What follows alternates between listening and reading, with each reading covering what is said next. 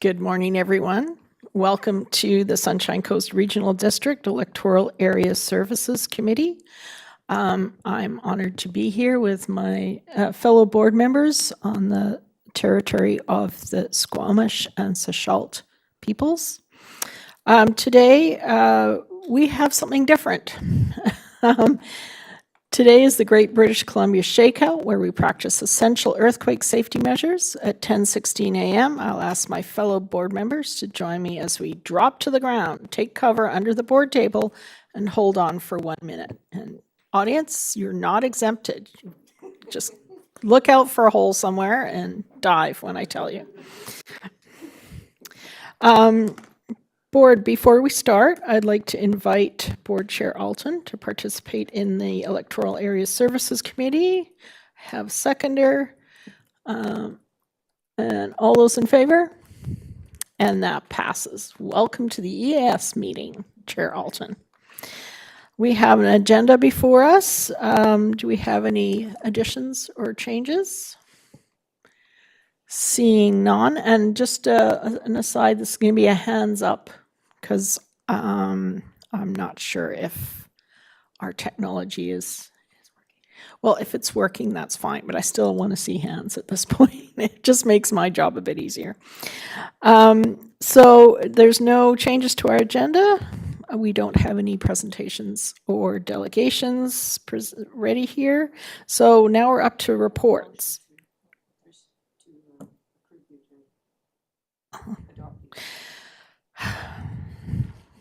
Do I have a motion to adopt the agenda as presented? I have seconder. All those in favor? And that passes.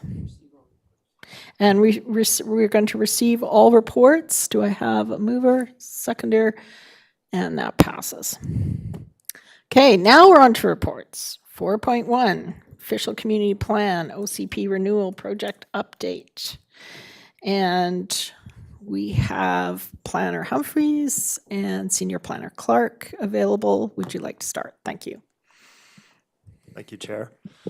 The purpose of the report is to provide a monthly update of the OCP renewal project. The OCP renewal project is on time, operating within approved budget, and as anticipated to achieve the board's directed scope. The first OCP project milestone has been met by completing this phase of the work on time.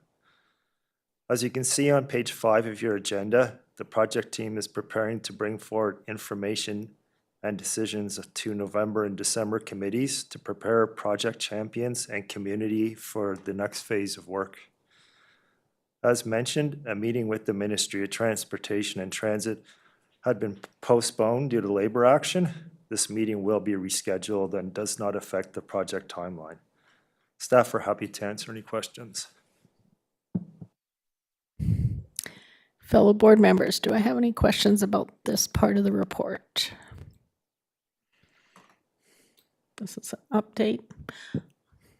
I would just like to thank staff for the ongoing effort that this whole project has taken. I know we've got a number of portions to this report, but in general, this is just, it's been quite a process that phase 1 is coming to the end. I appreciate the level of effort and commitment that is taken from staff, so thank you. If there's no questions, then we can move on to 4.2, which is the meat of this report.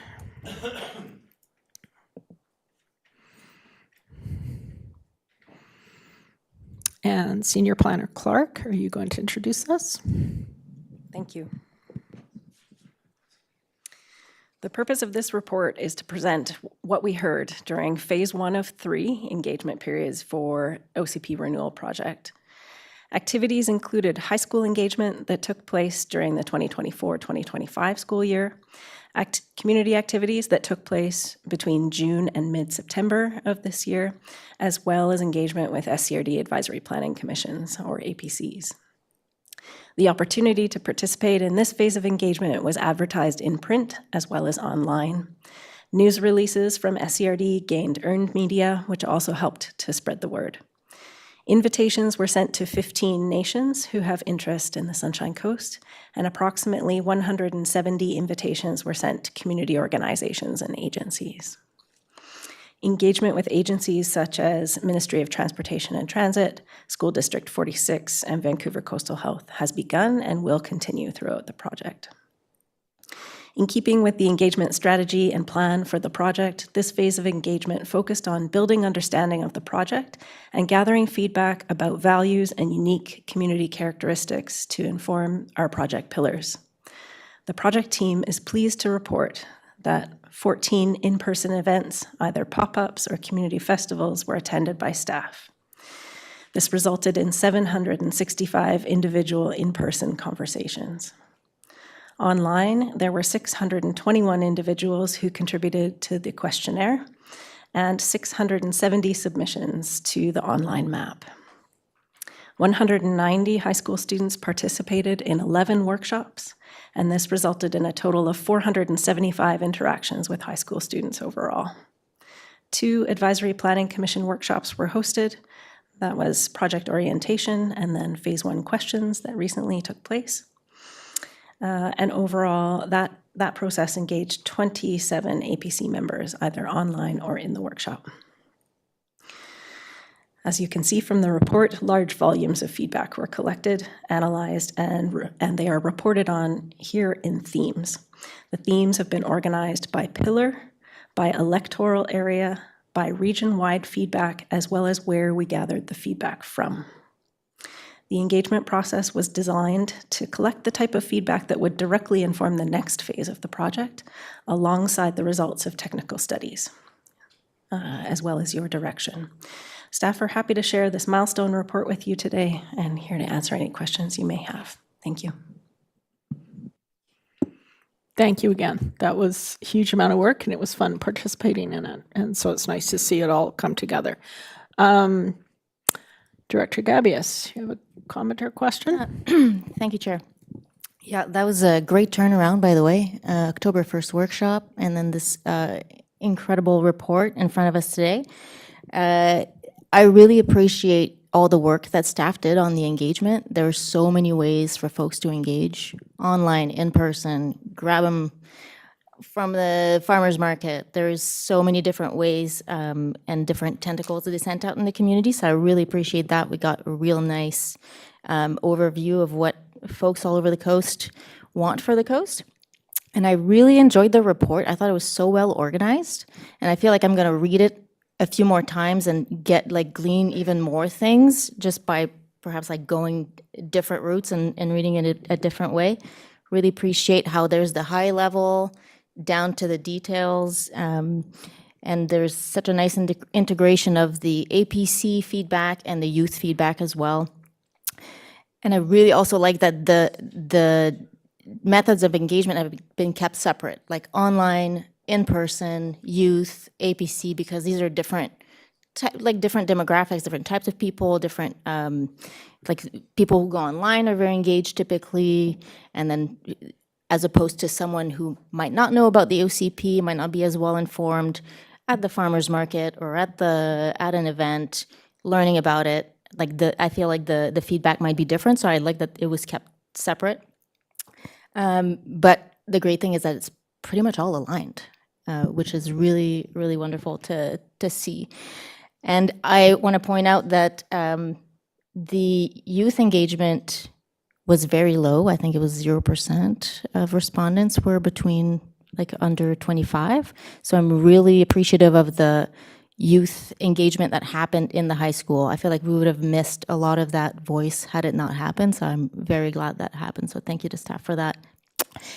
And now my question is, will there be follow-up with that youth group? I know the APC will have, we're going to keep them engaged, but will there be another session with youth at some point during the OCP process, or is that chapter is closed?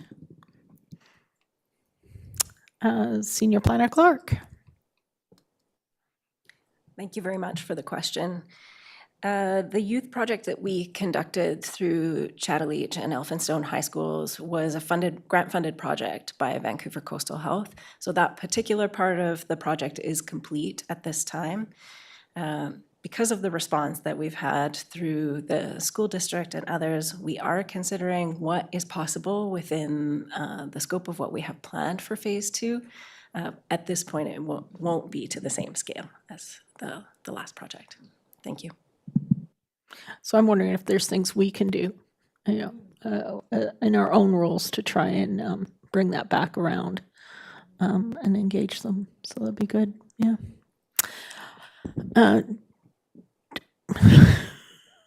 Director McMahon. Thank you, Chair. Yeah, it would be a shame not to follow up with what we heard on the part of the youth. I assume that this report is going to be referred to the APCs for the next agenda. It doesn't actually say so there. Just a comment, when I was reading through, I was really struck by the fact that only 2 of the APCs brought up business, and particularly home-based business, because home-based business is really a major characteristic of the rural areas. It always has been, but I think it's even more so in recent years, where people can telecommute more easily. And it also is part of the fabric of our neighborhoods, like the roadside stands and yeah, going over to somebody's house for your hairdressing appointment or your woodworking or whatever. So yeah, it's easy to get distracted by the lovely scenery, but as has been said many times before, you don't eat scenery. So just, yeah, I'm glad at least some of the commenters raised that, because we need to pay attention. I don't think I had anything further on this. Director Bax, you had your hand up? Yes, thank you. I just wanted to say that it's a wonderful report, and as Director Gabias says, it's kind of a choose-your-own-adventure type of thing. There's so much there in the 66 pages that have been presented to us, and I personally will be bringing attention to this report to the different stakeholders within my community, my community association and the OCPC and other people when I meet with my constituents, as I do. And I just wanted to point out that I was at the Community Association meeting this Tuesday, and the OCPC and the Community Association will be convening an OCP renewal workshop in February at our hall. Staff will be invited to witness, but not to attend, not to actually work. So it's just if staff can find the capacity to go to this meeting, then that would be great. Otherwise, I will attempt to create a report based on that meeting. There will be some other work done. And as far as a question, I'm really it answers an awful lot of questions. It does, and I'm looking forward to the next phase, which begins in 2026. Director McMahon. Yes, I know that we don't normally refer things to our community associations. I think District of Sechelt does. We don't. But could we not send them the what we heard report, under cover, just from the directors, saying this phase has closed up and we appreciate all the contributions from the community, and we just want to draw it to the attention of the community associations. I think it would be nice. Can we just do that? I don't know procedurally how we do this, but I mean, each of us could do it. Yeah. Okay. Sure. Yes, go ahead, Director Bax. I recently heard at this meeting I was at on Tuesday that there is a Sunshine Coast Community Association, and so that would be a place where if we were to contact them, I could contact them through my community association to make sure that we don't miss anybody, because there are other smaller community and neighborhood associations as well. Do you have a follow-up? I think the individual directors can do this. The community association overarching group is defunct at the moment. So yes, I think we know the community and neighborhood associations in our areas, and so we can do that. Director Lee, do you have anything to add? Not to put you on the spot. I just, I actually, it's actually been said. I like the reports. I like the fact you can find the individual areas in there, even though it's been grouped to be all-encompassing. You still can find what each area thinks, which I appreciate seeing in the report. I did want to highlight that that was something I was looking for and very happy to see. So. And yeah, we can send this to our APCs, no problem. We all have that mailing list, I think. And to the community associations. So I think, yeah, the two, that'd be great. So I'd just like to add, I mean, I was really not necessarily super surprised, but how consistent the values were from Pender Harbor all the way to Port Mellons.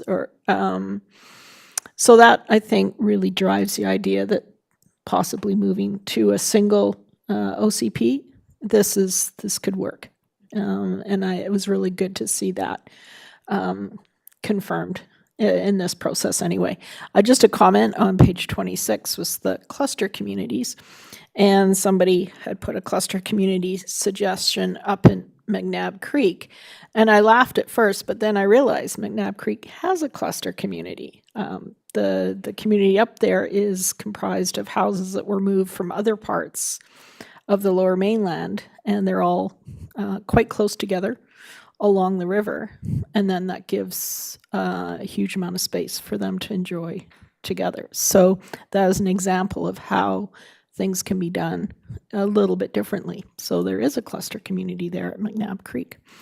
And just, again, great work, and we're off to a good start on this. So if there's no other questions, we can move on. Thank you, staff.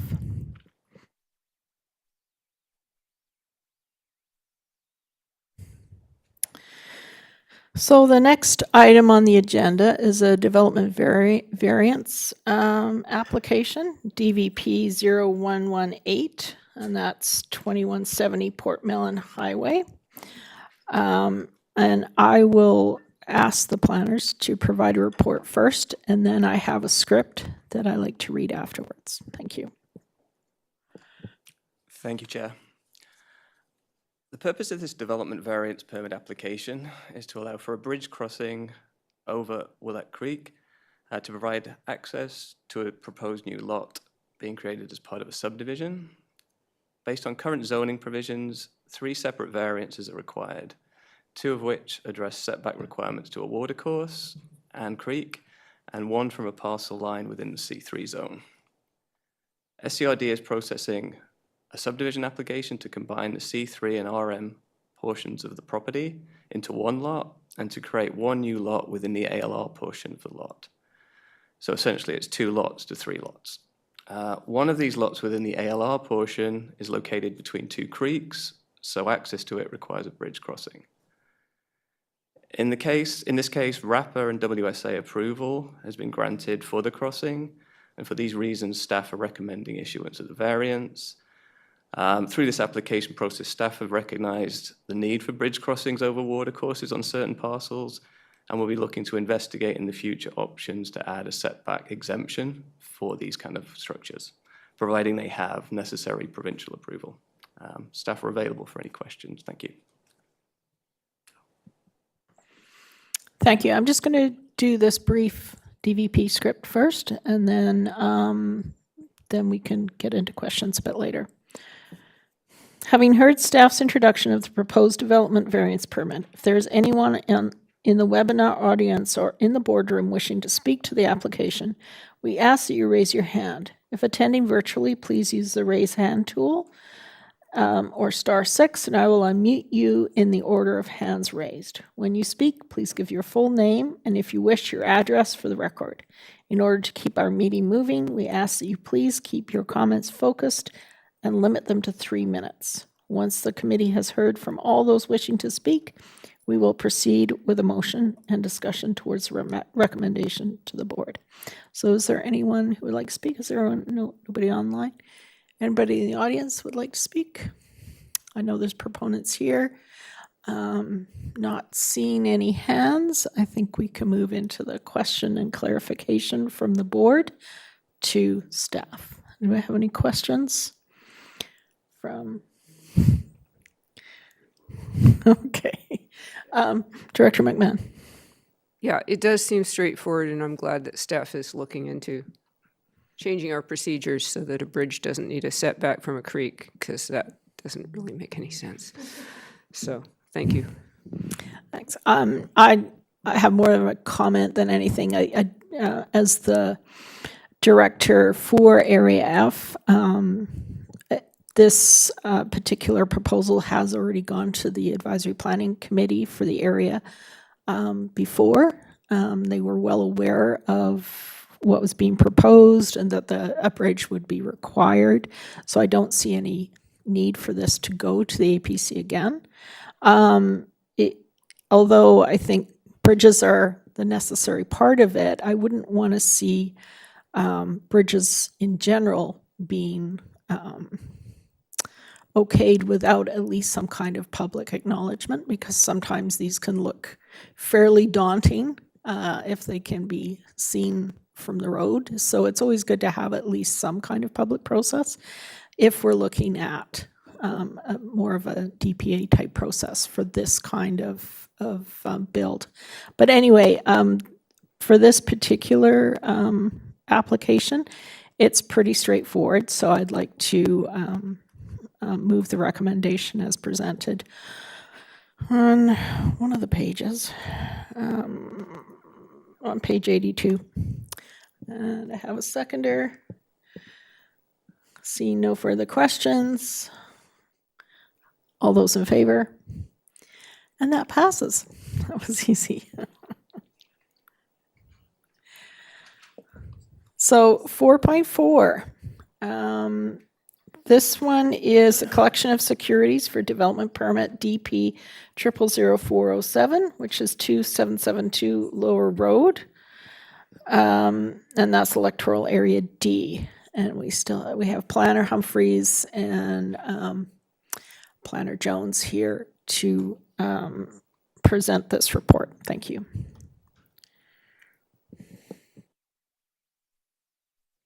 Thank you, Chair. I'm just getting my screen up and running here. I have a tiny slideshow to accompany this intro.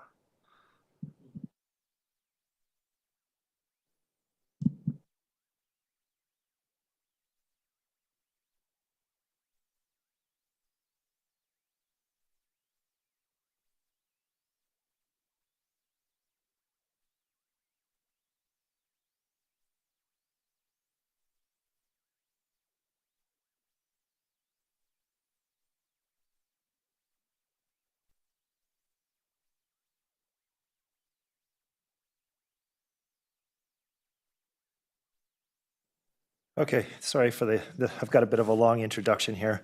So staff are bringing this report forward to seek board direction on an amendment to a development permit application, DP 000407, concerning provincially approved wetland remediation work on the property situated at 2772 Lower Road in Roberts Creek, and the proposed submission of a security to facilitate subdivision.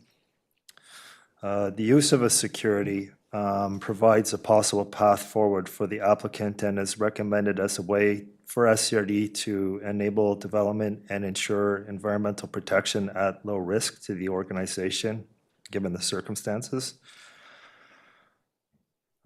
This request relates to the need for the property owner to have SCRD sign off on the proposed subdivision prior to November 2028. In order for the subdivision to proceed or for consideration of approval by the approving officer, which is a part of the Ministry of Transportation and Transit.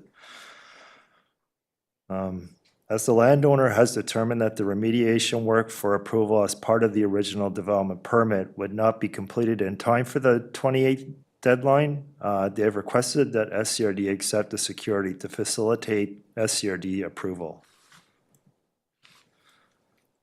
As set out in the report, November 28, 2025 was the deadline set out in Section 511 of the Local Government Act and riparian and shoreline protection zoning bylaw amendments that were adopted on November 28, 2024. Per the LGA, there are no provisions within the Act permitting for further extensions beyond this deadline. Under the current bylaw, minimum parcel sizes are not zoning compliant, so the subdivision would not be able to be approved after November 28, 2025. It is noted that to meet this deadline, the applicant would also need to meet all other SCRD requirements, other referral body requirements, and MOT requirements, and be able to submit a final subdivision plan to the approving officer. Section 502 of the Local Government Act sets out the ability of the local government to take a security as part of the development permit in relation to landscaping, an unsafe condition, or environmental damage.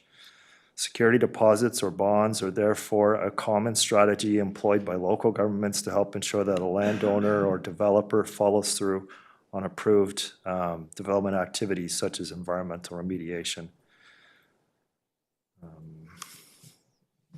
As it is noted that SCRD is already collecting securities as a condition of permits for some of our DPAs, such as agricultural buffering DPAs and form and character.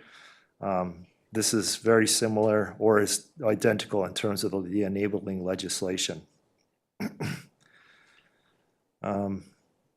In lieu of the specific regulation and procedures addressing securities for environmental remediation, based on the request of the landowner, staff have followed a similar approach to taking securities for form and character and agricultural buffering. Given the scope of this work, staff have based the security on the following.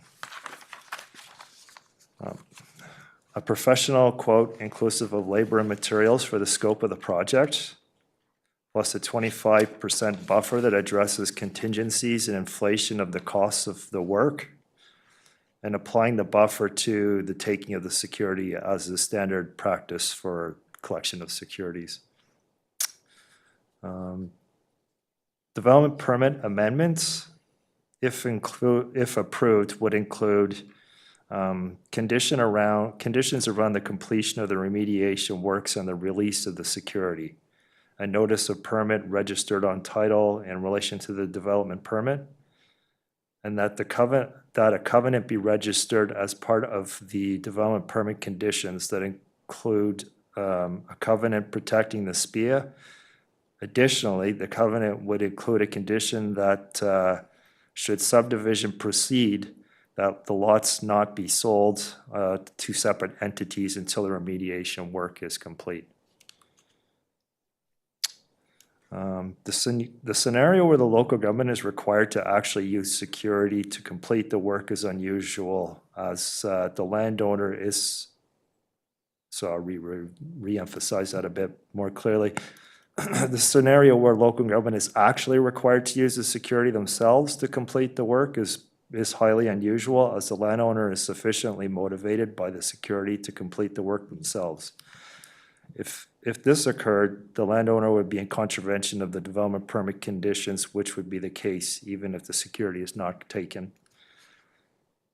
In the unlikely scenario that the property owner chooses not to complete the work for the security for which the security is held, SCRD staff would take the following steps in the following order. We would endeavor to work with the landowner to have them complete the work. We would seek legal advice on enforcement and next steps. We'd liaise with the province, given the intersection of these works with the provincial environmental regulations. We would review the scope and value of the works and amend as needed, and based on the above, seek and engage contractors to complete the works. In terms of future steps, medium to long-range future steps, moving forward as part of the DAPR implementation, OCP renewal, and updated planning procedures, staff proposed looking at the use of securities to make everything a little more clear and standardized. Staff are happy to act on recommendations related to standardization approach to collecting of securities, noting that multiple bylaws would require amendments. Staff are now happy to answer any questions. Thank you. Shall we start with Director Bax as his area?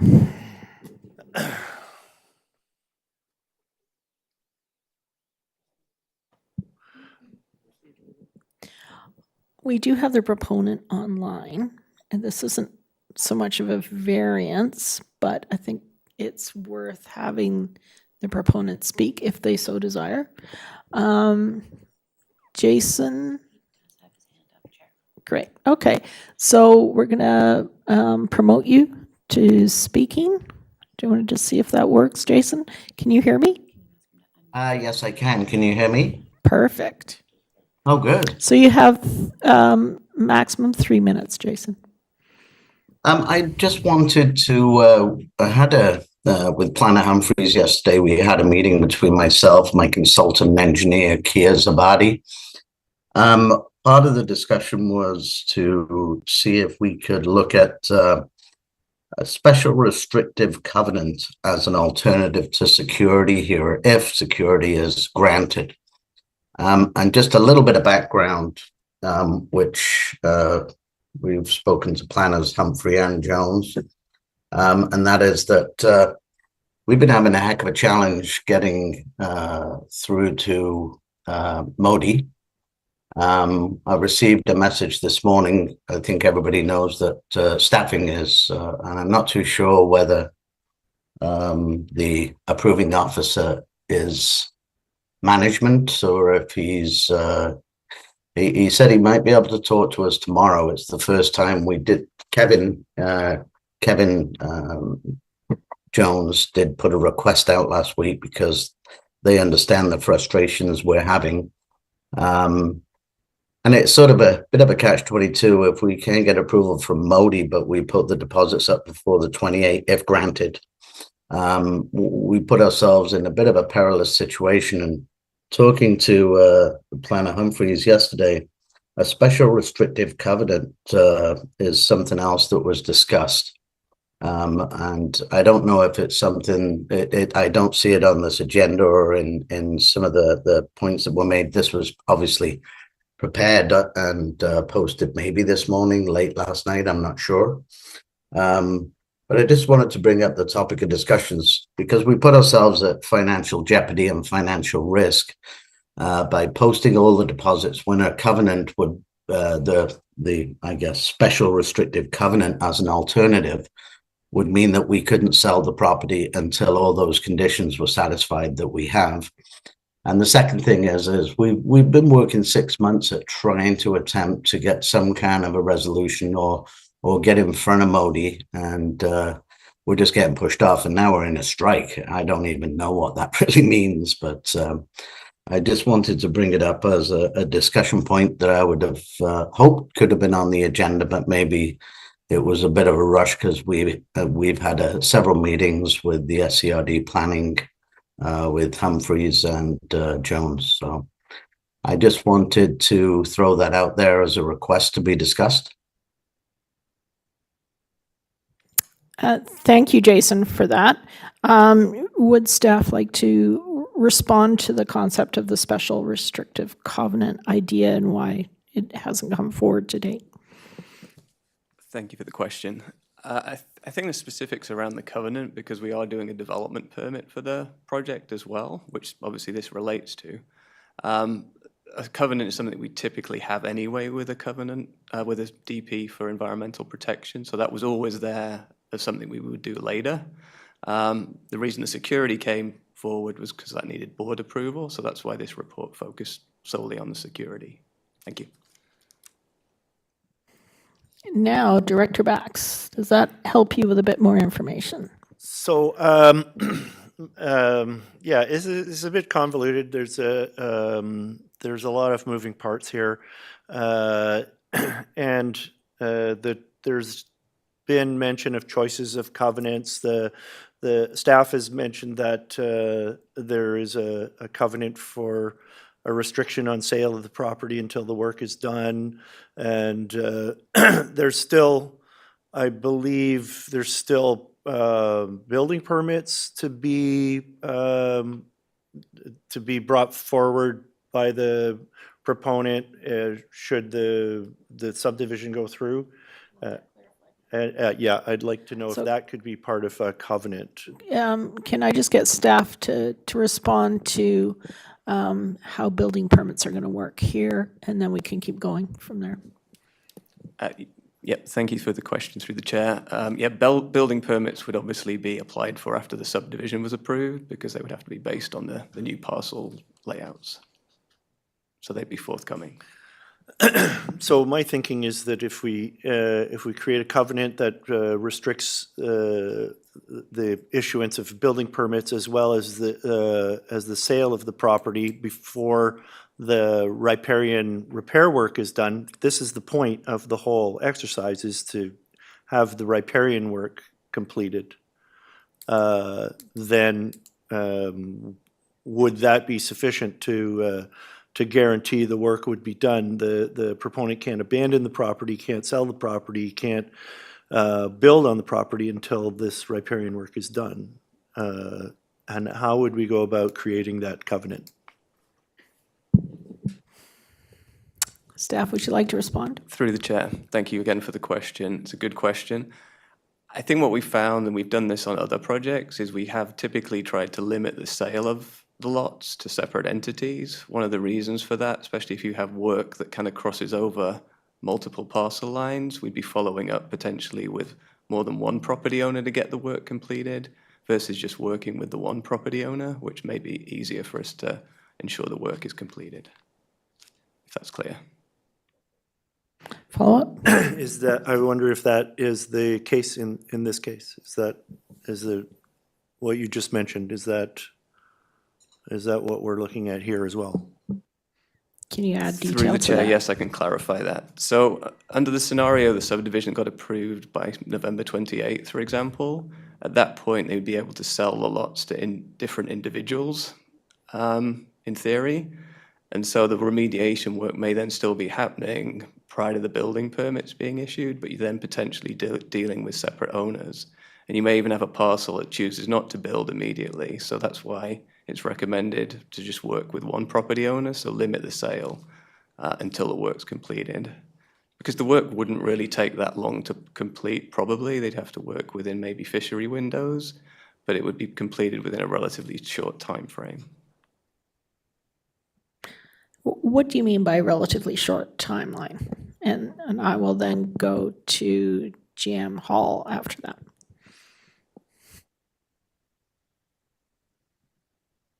The timeline should occur within a drier season. That would be approved by Water Sustainability Act and or the Riparian Areas Protection Regulation folks.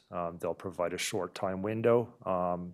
In the case of this site, there was a time window given of, I think it was probably about 8 months. And we would have to get them refreshed for the next 8 months, and it would be assumed that that's the window we would have to work in. About 8 months. So I'm going to get GM Hall would like to add a few more details. Thank you, Chair. If I understand the line of questioning here, a comment would be that the use, and this was mentioned by Planner Humphreys, the use of a security is intended as providing a possible pathway forward for the applicant with the intention that it enables development, ensures environmental protection, and manages risk to SCRD. The use of a covenant as an alternative to a security is another pathway that could be considered. In staff's professional experience, security provides the maximum motivation to ensure that work is completed and requires the least amount of follow-up. The use of a covenant has a different risk profile in terms of the likelihood of follow through and the work that could be required. That said, you've heard from staff through the staff report and from the proponent as well, and it's certainly within the board's discretion to accept an alternative approach. Thank you. Thank you for that. Is that helping to clear things up? I'd like to go to Director Lee, and then you can think about it a bit more. Thank you. I've been reading through this several times because it is a little complicated. But the riparian area was disturbed, and it needs to be fixed regardless of it being a subdivision or not. And I don't think a covenant would do what we need, because all a covenant would say, until you fixed it, you can't sell it. That isn't what we're after. We're after that riparian violation to be fixed regardless of whether the property is being sold or not. So I believe the security is the best way to get that, because if it isn't done, we'll just use the money and do it. So I think we're being kind here, myself, with the security aspect. Thank you. Any further comments, Director McMahon? Yeah, this is magnificently complicated, I have to say, and the addition of job action at the province just adds that special extra icing on the cake. I think that our most prudent course at this point would be to take staff's recommendation. They've been working on this file for a while, and we can all hope for the best in terms of the property owner being able to move things forward with MOTT.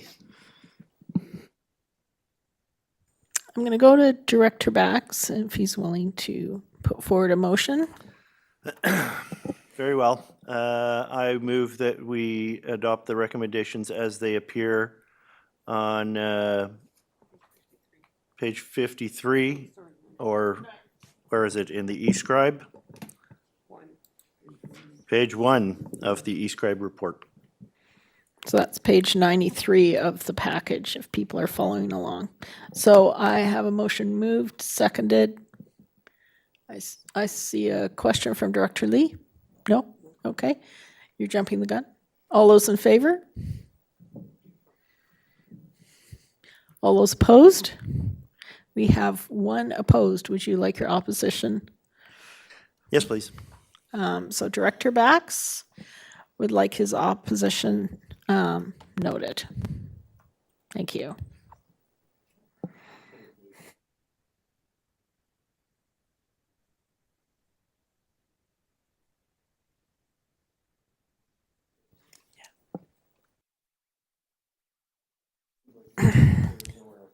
So we'd like to move on. We're coming in close to the shakeout, but we can move on to the Electoral Area Advisory Committee minutes.